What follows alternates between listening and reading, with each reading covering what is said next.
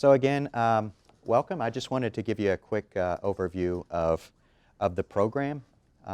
Many of y'all, I've been through the program, but I think there's been quite a bit of updates that I did want to highlight and just brag a little bit about the program. So the overview, and I think we got a little bit of a feel this morning from the folks in the room, right? And so the preceptors actually represent the student body pretty well. So it is the Army-Baylor program. We've kept it at Army-Baylor really because the name would be way too long if it was Army, Air Force, Navy, Coast Guard, VA, and GS Civilian. But we do have a complement from all the federal services. And it's not just administrators. So a lot of times in MHA programs, so some of our peer programs, they're either resident or online, and most of them are administrators. But we also have a good complement of nurses, physical therapists, physicians, dentists, vets. And so that really is a highlight of our program. It's a 2-year program. And so as many of the faculty have already said and introduced themselves, there is a didactic component, but just as important or even more important is that second portion, and that's the crossroads where we are now before we hand them off, and that's the residency portion. And so just like Colonel Smallbrown said, right, we give them the book knowledge, or how the book says, and then we pass them off for how it really works and how to be really effective, right? This was the outline that I wanted to cover today. Just tell you where we've been, where we're going, and kind of give you the lay of the land. So we're the 10th oldest program or the 11th oldest program in the country. So we've been in quite a bit. We actually started off after the Second World War. And so in Europe, there were a lot of field hospitals, but they weren't really managed that effective when they, and so the Army said, hey, we need to start a program so we know how to manage the hospitals for prolonged care. And that was really kind of our roots. We've had a lot of evolutions. So that first one was really just a short course, kind of a training course, a 10-week training course. And again, we've evolved. We've added an MBA. So there's more the business component of we've kind of seen how the market is. We've added a competency-based education, which we're going to speak to quite a bit. And again, really the driver for the competency-based education, quick and simple, is the stakeholders, you all, the patients, to say, hey, this is what healthcare needs. And so instead of saying this is what health finance says or this is what health economics says, hey, we want to make sure that students are prepared for the needs of the healthcare setting. And then we've got an executive clinical leadership track, as we've seen a lot of on the outside working with executive type medicine. So how do we meet that need for the service as well? We have more than 2,600 alumni. So just kind of to put it in perspective, we've been in quite a while. We have a fairly small faculty, so 10 full-time, very few adjuncts, and we're the 6th largest MBA or MHA program in the country. So we've got quite a bit of throughput. We've got a lot of students. Present, and we have a fairly traditional classroom. So many of y'all, even if you graduated many years ago, it's the same. It doesn't look, I'm actually fairly comfortable in this room because it looks similar to our classroom, or laid out. This is the mission, vision, and the values of our program. What I really wanted to highlight is where we differentiate ourselves from our peers and the students that you will receive, right? And that's we really focus on the leadership component because in all the services, that's what's developed in a lot of our schools and that's what's asked of us. So when we're going through the academic training, but the one thing that we hold constant is the leadership component. And that's why the residency is really, really important too. We like to link them up with leaders in organizations, that C-suite, just to make sure that they're being groomed for those leadership positions. We have 3 tracks. The MHA traditional program, the joint MHA MBA program, and then we have an ECL program. To put it in perspective, what those hours translate into is our peer programs like the University of Alabama, Birmingham, who does an MHA and an MHA MBA program. It is 5 semesters, and that's 2.5 years. Because we wear the uniform, we're able to cram all that into one calendar year. So it's very, very, very rigorous. And then again, we've added an executive clinical leadership track. For those, if it's new to you, these students usually are clinicians or have a clinical background, often are more senior nurses, senior physicians, who can come in and have over 10 years of experience already in a healthcare setting. So they do a residency, but it's an administrative residency during their didactic year. So they're again with a chief financial officer, a chief operations officer, chief logistics officer, learning, being exposed to the portions of that healthcare setting that they weren't exposed to previously. And this is really the outline of how it works. We've got 5 semesters in a calendar year, and this is the best way I think we kind of show that and how those credits all work out. We're there at the top, and tomorrow we're going into the oral examination for the comprehensive exam. So they're completing the didactic year before they hand off to the residency portion.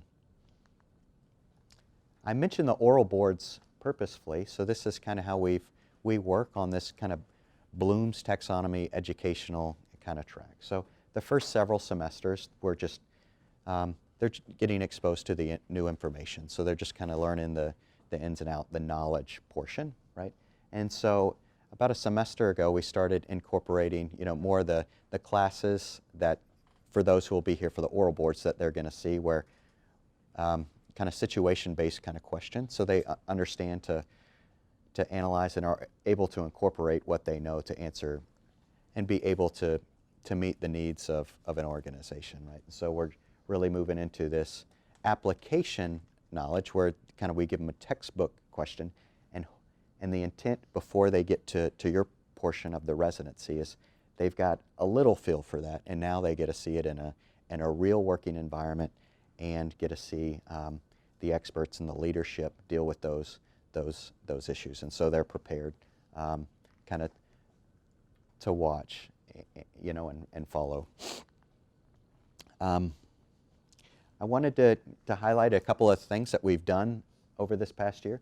Our students have participated in many case competitions, national case competitions, and have done really, really well. This is why the other schools obviously have also recognized us as the #9 program in the country, and that's really because of the work that the students get. And so they've been exposed to and have been very successful in outside of the military setting. Many of you probably you're going to hear a lot of military jargon. Please stop us at any time to ask those acronyms. It's the world we live in, so sometimes many of us forget that we're doing it. And we're purposefully trying to put them out so they're successful outside of an area where they do the military jargon. Field trips, so they are pretty active. They're with, they get up and interact at Baylor, so they do have some of that college experience. They're in professional organizations, so they are starting to plant the seeds for those. The 2 highlights, we do a health policy trip where they see how health law works, and that's what Commander Towers takes them to. And we also had an international trip this year, and so they went to South America, both to Santiago, Chile, and Lima, Peru, and got to see the health systems down there. On top of that, they're doing a lot of volunteer events, they do have fun, and they still do their military mission with, the Bataan Death March. I just highlight this because they do a wonderful job, and I don't know when they sleep, and they may not, and they probably tell me that they don't, but they're great. That's when I hand them off, and so what they're about to do is their administrative residency. So it's 9 hours. That's just how it really works in the work. They're doing a lot more than 9 hours. And what they're working with, and you'll get this later from Dr. Price, is he'll talk about the competency-based education and how that BEAR works. I wanted to highlight the GMP because many of you may be familiar with, to myself, what was the GMP, and that was basically a thesis. So I would show up at an organization and write a 100-page, 100-plus page thesis. So I wasn't as engaged. Now I think with that competency-based education, the intent is to be more engaged in the organization. And then getting more training, not so much the thesis of am I writing correctly for the professors back there in San Antonio, but am I meeting the needs of the leadership in that healthcare organization. And then there's a lot of opportunities, and I think we got a little feel for that when we just went around the room. So there's great opportunities because healthcare is much more than a fixed hospital. And here's just a highlight of some of the organizations that the students are going to.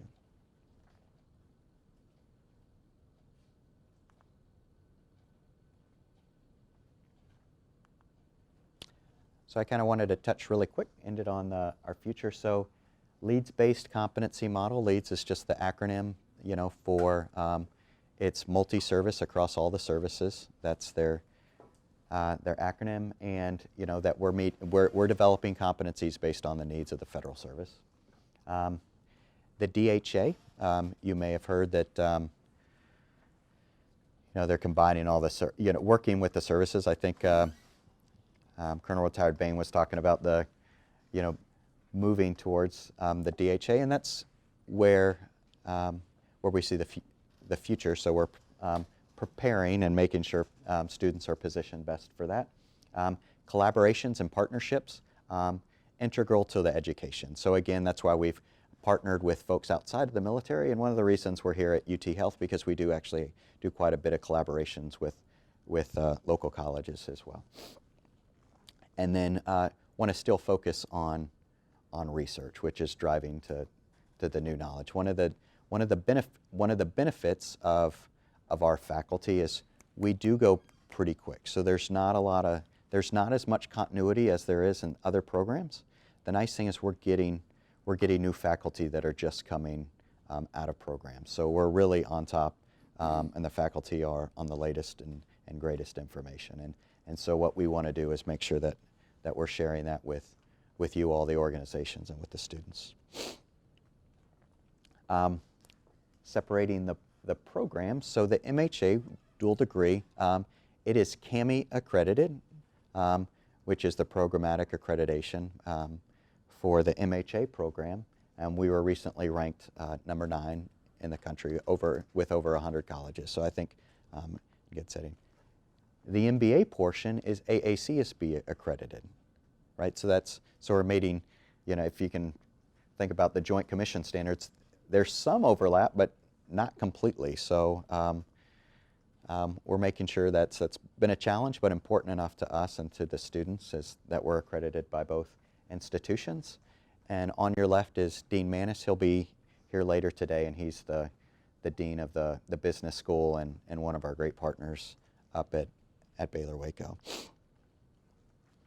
We also sit in a military organization. I think Colonel Peacock's going to talk about this, in a little bit. So we're an academic program in a military institution, led by Major General Patrick Sargent, where we do have a military chain of command. We also have an academic chain of command, and we fall under a graduate school. And so our peer programs in the graduate school are the Doctor of Physical Therapy, the physician assistant program, the doctor of physician assistant program, nurse anesthetist. So we do have colleagues in the clinical settings there as well.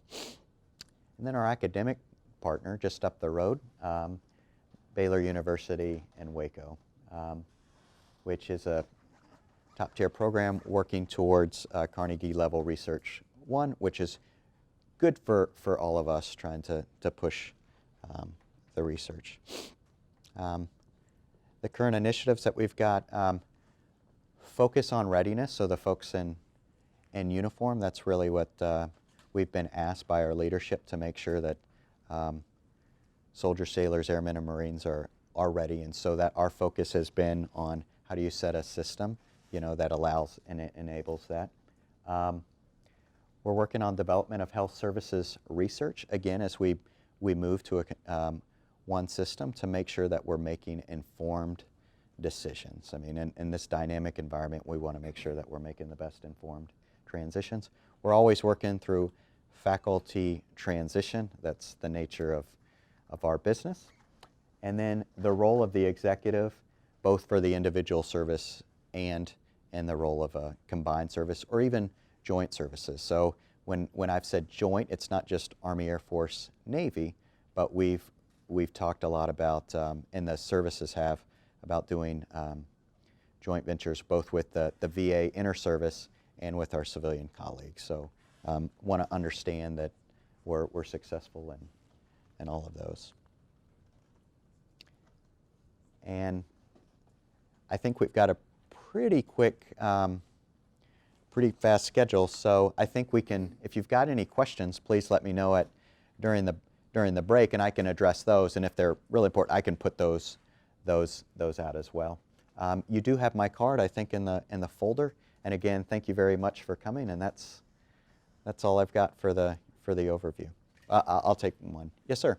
The only question I have is, we see a lot of clinical folks that could qualify for the executive program. What are some things that you're looking for, and how do we go about assisting them to get into the executive program? Okay, so I'll speak specific Army first. So the clinical folks in Army, if they're clinical like physicians, they don't go through and I'm going to throw out some acronyms, they don't go through LTHED or the Long-Term Health Education and Training. They actually go through a GME process. And so their point of contact first is GME. And each of the services are a little bit different. The good thing is you could just ask me those questions and I can point you in the right direction for who they need to talk to. So that's probably the one thing I wanted to leave you with is how do you get into the program? The easiest thing is if you shoot me a note, at least I know the people to put them in the right direction. Thank you very much. Yes, Steve? All the transition that potentially is or isn't happening in the future. I know right now in the House and the Senate, it's on hold with 18,000 that are being cut back, but with the 6,935 that are going forward, it's like half of the 70 alphas, which are healthcare administrators, under that plan would go away. And the realignment with the schoolhouse under different areas, what's the word on any, the future of the program? Is there anything in jeopardy? I do not think so, right? So kind of the background, right, is with all this transition, are they going to divest some things, or if it's a joint program, who gets it, right? And so I believe, right, and I think from your organizations too, this skill set is absolutely needed. Where it sits, I'm not exactly sure what it'll look like, but I'm confident really very little change will happen. Yes, sir. Just to kind of clarify that, many years ago, a lot of the, when I use this acronym, TOE, the go-to-war positions were changed from 70 Alpha to Military Health Administrator, 67 Alpha. Those are in the process of being changed back.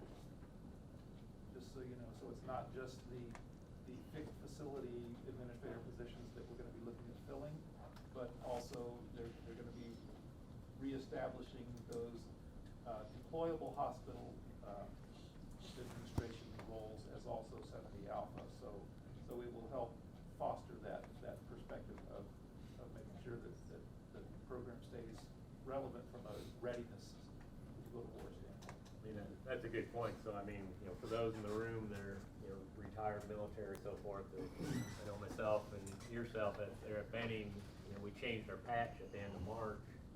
And basically, you know, the thing is, I stood up from my desk, changed my patch, saluted the wall, and sat back down and went back to work. But, you know, I guess I'm part of the 44th Med Group now, which I'm part of the 531st Hospital Center, and I'm the DCA over there. I'm assigned over there in the MTO unit with duties back at the MTF. Still have the same rater, senior rater, but, you know, I got to route my leave form through a different way now. And, you know, I'm coming through ATARs. Matter of fact, yesterday, getting ready down the plane, came through ATARs. You know, I'm going to the field the 9th to the 20th or whatever, take part in the field exercise as the DCA for the hospital center. So interesting as we go forth and how this is really going to work. And I imagine if there's some worldwide deployment or whatever, I'm on board, not the door. But if you got your typical deployment who have, you know, they have DMD, you know, only allow so many people anyway. They're probably not going to take all those deputies, but it's a lot of changes. Falling in line with what you're saying. You know, all the caches are going away. You know, they're all becoming hospital centers now, and they have a field hospital under them. So they added an 05 CSL command there. So a lot of changes. I think a concept that that was thought about 15, 20 years ago, and probably 15, 20 years late now, and you still move forward with it. So a lot of stuff. DHA, all those changes. Right. So I stay in a state of confusion. Well, I think, and I'll just end it with one. I think the benefit of this program, again, is it's 2 years, and one's doing the didactic stuff, and the second is really during the residency portion. And so that means the students, the program is all fairly agile and can meet the needs, you know, whatever those needs are. And I think, you know, just working with, you know, collaborating to, you know, to communicate, keep that communication open on what the latest in the academic environment are and the latest in the healthcare needs of, you know, environment are. I think I'm confident, you know, that you know, the students will be very successful and will meet the future needs there. And I'll turn it back over to Miss Bailey.